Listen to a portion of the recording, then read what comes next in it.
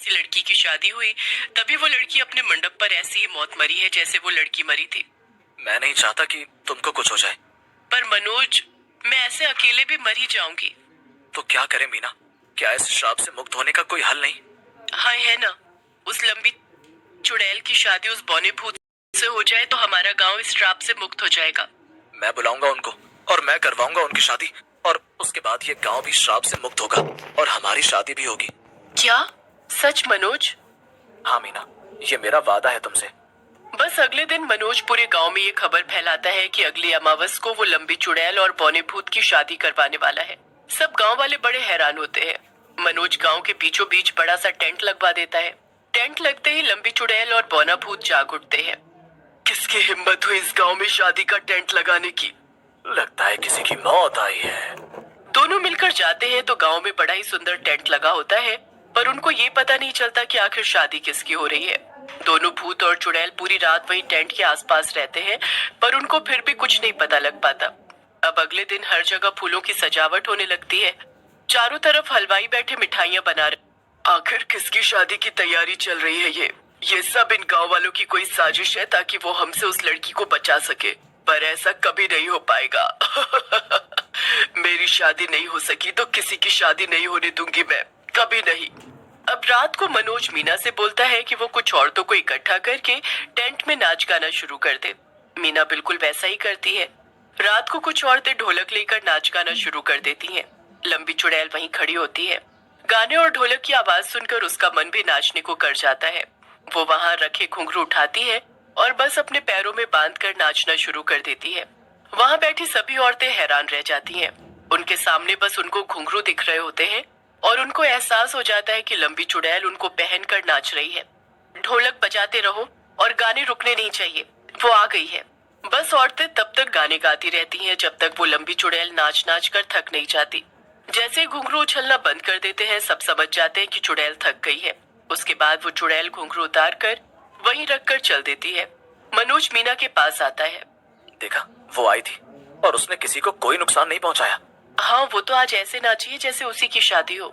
हाँ, क्योंकि सालों बाद आज उसने ये गीत संगीत सुना है। चलो अब हमें कल का इंतजार करना है। कल मेहंदी है, तुम सब तैयारी कर लेना।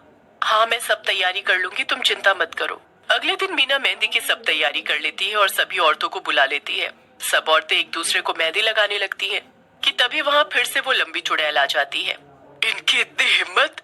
कल संगीत और आज मेहंदी, और आखिर यहाँ शादी किसकी है? कोई भी तो दुल्हन नहीं है यहाँ। चुड़ैल इधर उधर देखने लगती है, फिर भी उसे कोई दुल्हन नहीं दिखती। फिर उसका ध्यान वहाँ रखी मेहंदी की कीप पर जाता है। कितना शौक हुआ करता था मुझे मेहंदी का।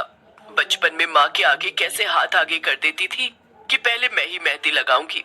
आज भी बड़ा मन है कि मैं भी मेहंदी लगाऊं अपने।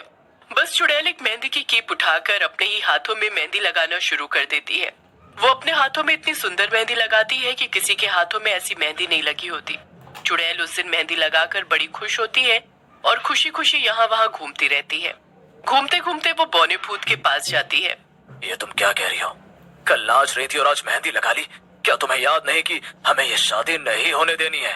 पर यहाँ तो कोई दुल्हन है ही नहीं। शादी कल है। कल हमें उस लड़की को मारना है जिसकी कल शादी होने वाली है। हाँ, मुझे याद है। अब बस मुझे कल का इंतजार है।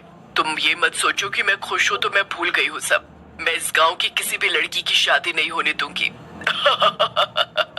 अगला दिन होता है। सब जगह जोरों शोरों से तैयारी चल रही होती है। पूरा गांव शादी के लिए अच्छे से तैयार हो जाता है।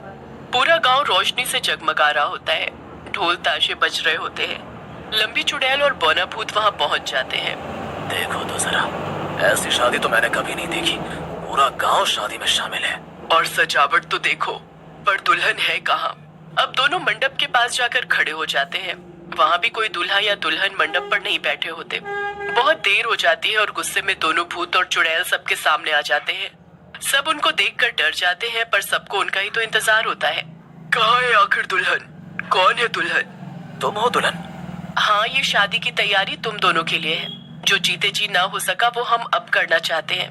हमें पता है कि तुम दोनों के साथ बहुत बुरा हुआ था और कोई भी तुम्हारी मदद के लिए नहीं आया, पर जो हो गया हम बदल नहीं सकते। पर जो अधूरा रह गया हम उसे पूरा कर सकते हैं। नहीं नहीं, ये नहीं हो सकता। मैं एक चुड़ैल हूँ, मेरी शादी नहीं हो सकती। बिल्कुल हो सकती है। मैं करवाऊंगा तुम दोनों की शादी, और तुम्हारी शादी में पूरा गांव शामिल होगा। तुम्हारी शादी के बाद ही तुम दोनों को और इस गांव को तुम्हारे श्राप से मुक्ति। ये सब तुम अपने श्राप को हटाने के लिए कर रहे हो। हाँ शायद, पर यकीन करो कि तुम्हारा दुख उससे बड़ा है हमारे लिए। मैं भी इस गांव की एक लड़की से शादी करना चाहता हूँ,